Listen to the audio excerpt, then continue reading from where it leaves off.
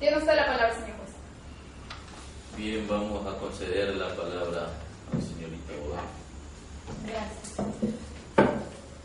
Con el permiso de su señoría, la defensa del odontólogo Ricardo Barreda pretende la declaración de la inimputabilidad sobre las bases de las pericias por el doctor Manuel Capurro, hecho por el cual se determinó un trastorno mental psicótico transitorio, para lo cual mi defendido no puede controlar la voluntad de sus actos. Además, el artículo 34, inciso primero del Código Penal argentino declara que el imputado no puede responder por aquellas acciones que en el momento del hecho no estén gobernadas por la voluntad. Si me permite su señoría, puedo tomar como testimonio las pericias realizadas por el perito Bartolomé Capurro, para lo cual solicito se haga presente. Señores jueces de la Primera Cámara Penal, habiendo hecho un análisis prolijo a este caso, he determinado que el doctor Barreda sufre un cuadro psicótico demencial y una forma de manifestación de psicosis delirante con caracteres reivindicativos crónicos. Es todo cuanto a mi informe pericial puedo poner a su consideración, señor juez. Tiene la palabra el señor fiscal. Señores miembros del tribunal, con su venia me remito a las investigaciones que ha hecho prolijamente la Fiscalía respecto al execrable hecho brutal cometido por el señor doctor Barreda en cuanto a asesinar a toda su familia en términos generales. Por lo tanto, no es aplicable el artículo 34 del Código Penal argentino porque por las pruebas o por las investigaciones que se ha hecho, el señor Barreda en ningún momento sufrió de trastorno mental transitorio. ¿Por qué? Porque desde el primer momento, cuando hizo la primera declaración, hubo engaño en sus dichos. Se remitió a solicitar una nueva declaración delante del comisario, a quien le hizo esta primera declaración. ¿Por qué no es aplicable el artículo 34 del Código Penal argentino? Simplemente porque en su fin de engañar las investigaciones y a los investigadores, el señor Barreda actuó premeditadamente tratando de engañar o tratando de cambiar el escenario del crimen. Como segundo punto, tuvo la facultad mental libre y espontánea de ir y tratar de botar o esconder el medio que fue usado para este homicidio, como es el arma que él utilizó para matar a su familia. Y algo más, señores miembros del tribunal, que a consideración de Fiscalía no es producto de una persona que ha sufrido un trastorno mental transitorio, porque simplemente fue a disfrutar de su horrendo hecho. Disfrutarlo decimos porque hay las evidencias claras y las investigaciones hechas y las declaraciones hechas por el señor acusado de que ciertamente fue a un hotel a tener una relación pasional con una amante dicha por el propio acusado. Consecuentemente, señores miembros del tribunal, Fiscalía solicita que se le aplique el máximo rigor de la ley, porque este crimen no puede quedar en impunidad. Tiene que quedar un legado dentro de la historia de las leyes penales para que no vuelvan a suceder casos como el que ha cometido el señor Barreda. Muchas gracias. En mi calidad de juez de la Sala Penal Argentina, y una vez recibidos los informes de la Fiscalía, donde se determina con precisión la actuación, la hazaña, la alevosía del doctor Barreda, ya que en ningún momento, como indica la Fiscalía, estuvo fuera de sus cabales o se encontró en un grado de inconsciencia. Actuó de forma libre y voluntaria al asesinar con crueldad a su esposa, a su suegra y a sus hijas. La Constitución argentina y el Código Penal es claro en su normativa vigente. La Fiscalía ha expuesto todo el proceso de investigación, las etapas procesales dentro del proceso, hasta determinar que el doctor Barreda es uno de las personas que actuó con libre conciencia. Por lo tanto, en mi calidad de juez penal de la Sala Argentina, lo considero culpable al doctor Barreda por el crimen horrendo que cometió en contra de su familia. Continúe.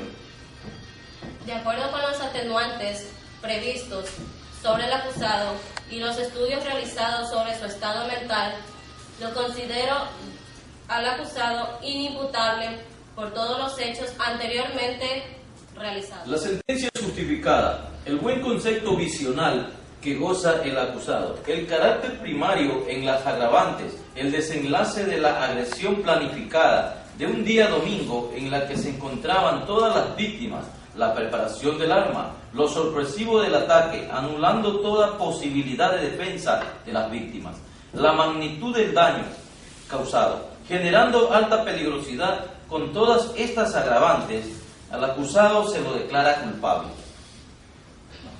El acusado tenga la bondad de ponerse de pie.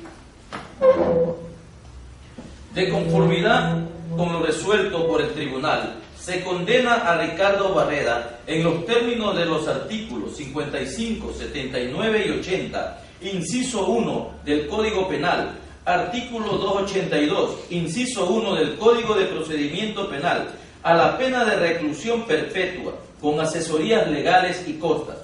Es por eso, y con relación con la Constitución de la República Federal de Argentina, y de acuerdo con el Código Penal, lo declaramos imputable.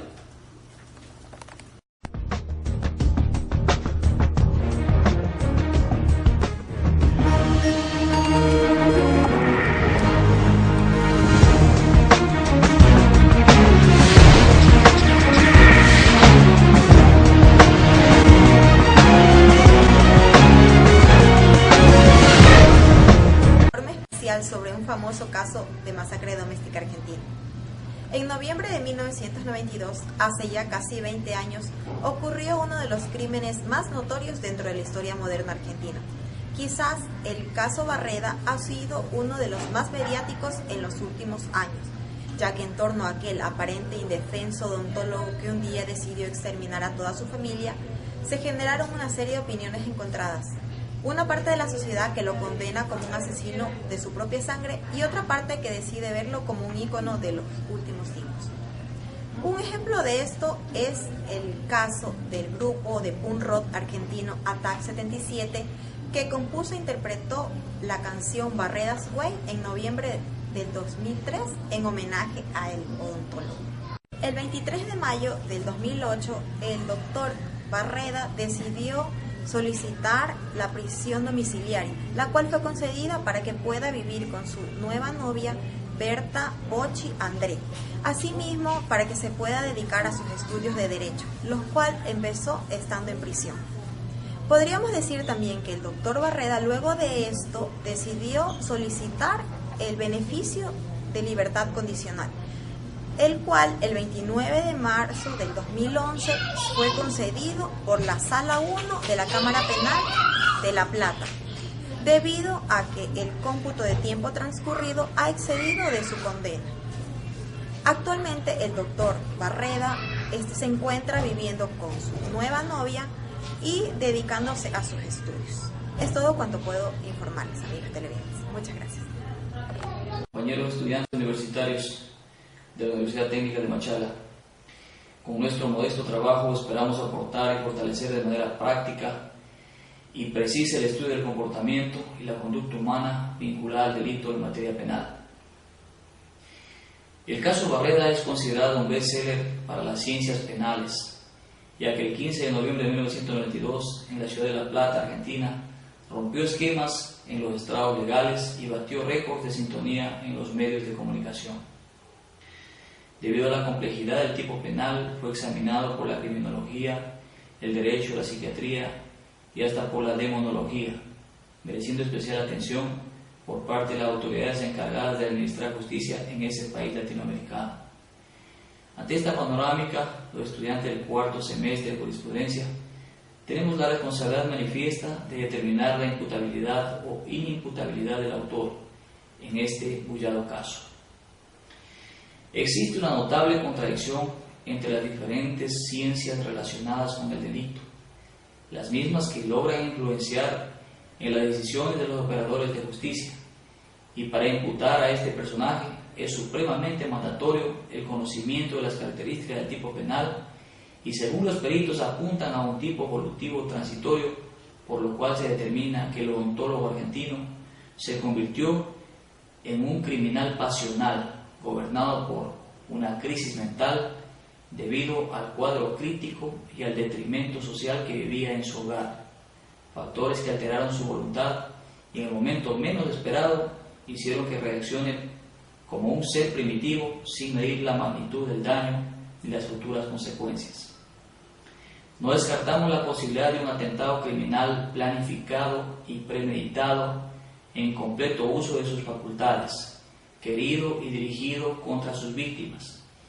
Y una vez consumado el crimen, el infractor ejerce su capacidad al ocultar la evidencia vinculante al delito. Luego procede a narrar con lujo de detalles, sin el mínimo reproche, así también adecúa a su conveniencia el escenario criminal.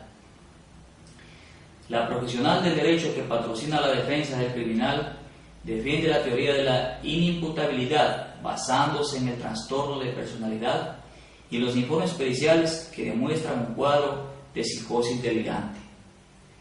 Transportándonos en el tiempo y en el espacio e involucrándonos en el mundo subjetivo de Barrera, intentamos analizar la conducta del mencionado, calificándolo como un perverso manipulador que ejecutó una venganza cebada durante años de simulación, o tal vez es una víctima del desprecio y la humillación que lo atormentaron y lo acorralaron a un infeliz desenlace. Asimismo, quiero recordarles que los únicos que saben la verdad de este caso son Dios y la conciencia de Barrera. Por lo tanto, esto ya es historia.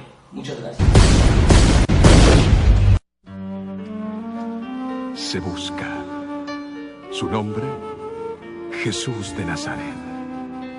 Edad, 33 años. Origen judío, profesión, carpintero. Se le acusa de predicar la verdad, de llamarse hijo de Dios y de enseñar a amar al prójimo como a sí mismo. Recompensa, salvación y vida eterna. Si lo encuentras, sigue sus pasos.